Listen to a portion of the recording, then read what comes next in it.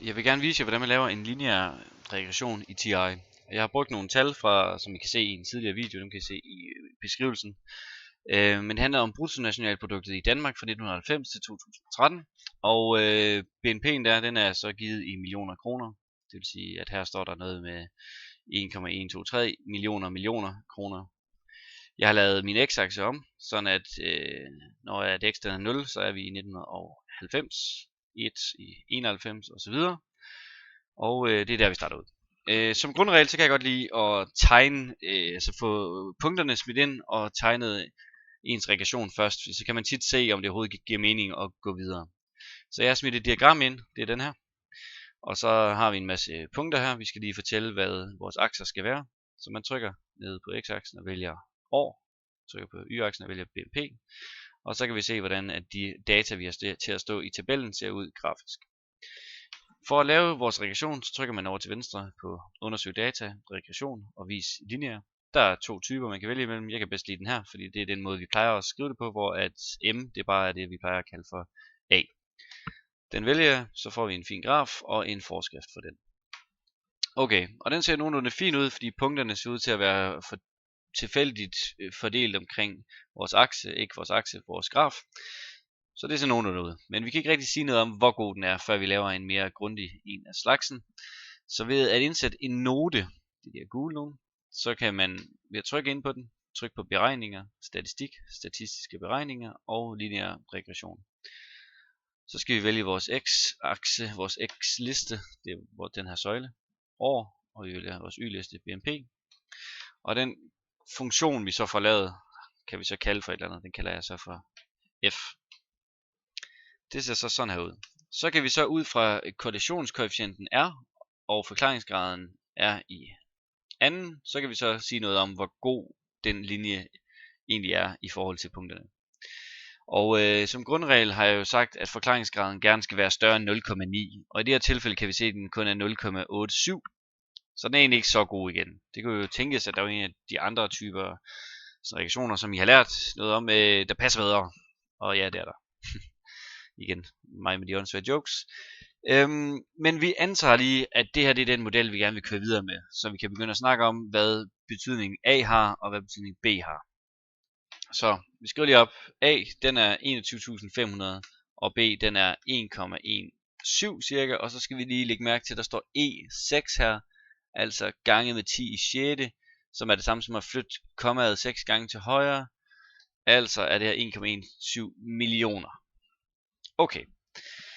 Hvad betydning har A? For en lineær funktion betyder A, at hvis man går 1 ud på sin x-akse, så skal man gå A op. I det her tilfælde er vores x-akse nede med år, så når man går 1 år frem, så vil vores y-akse, altså vores BNP, stige med A. Og vi skal lige have i mente, at BNP'en er givet i millioner kroner. Så når man skal konkludere her, så vil man for eksempel kunne skrive, at ifølge modellen stiger BNP'en med 21.500 millioner kroner per år. Okay. Hvad med b-værdien for en lineær funktion? B-værdien er y-værdien til skæringspunktet med y-aksen. Så y-aksen, lad os se, der er vi jo, hvor at x den er 0. Okay, og når x'en er 0, så er vi i 1990. Så i det her tilfælde betyder b-værdien, at ifølge modellen er BNP'en, eller ikke er, var BNP'en i 1990 cirka de der 1,17 millioner kroner. Vi skal huske at smide de ekstra millioner på. Og hvor meget kan vi bruge det til? Ikke specielt meget i det her tilfælde, fordi vi ved jo allerede, hvad BNP'en var i 90. Det var lige præcis det her tal. Okay, så det er ikke altid, man kan sige noget helt vildt spændende ud fra b-værdien. Men nogle gange kan man bruge den til at fortælle noget om, hvor begrænset ens model er. Fordi selvom den her linje jo fortsætter dernede af og deroppe af, så er det jo kun i et begrænset område, at den kan bruges. Det kommer vi lidt tilbage til senere, når vi nu skal snakke om, hvor langt frem i tiden vi kan bruge den her model til at forudsige ting og sager om, hvordan vores BNP vil udvikle sig. Okay, så som sagt har vi defineret den som F, så man kan skrive i en mathbox, f af x, og så giver den forskriften. Så hvis man gerne vil vide, hvad BNP'en er i, lad os sige, 2020, hvad skal man så gøre? Jamen, ifølge modellen, så er det jo så, skriver man 2020 minus startåret 1990, og så tager den det, der svarer til sådan f af 30. Ikke?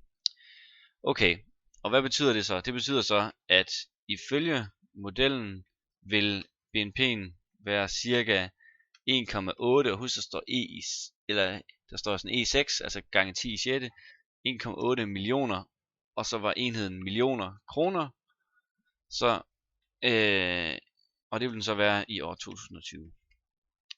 Okay, hvis man gerne vil vide, hvornår BNP'en er oppe på 2 millioner kroner, så skal vi finde y-værdien. Og det kan man gøre ved at solve, eller ved at løse ligningen selv. Det styrer man selv. Så vi vil gerne have, at BNP'en skal være lige med 2 millioner. Find lige min x-værdi. Okay, 38,78. Altså vil BNP'en være cirka 2 millioner kroner i år. I år hvad? Så skal man enten til at tænke selv, eller så lad os se. 1990 plus 39, okay, 2029. I år 2029.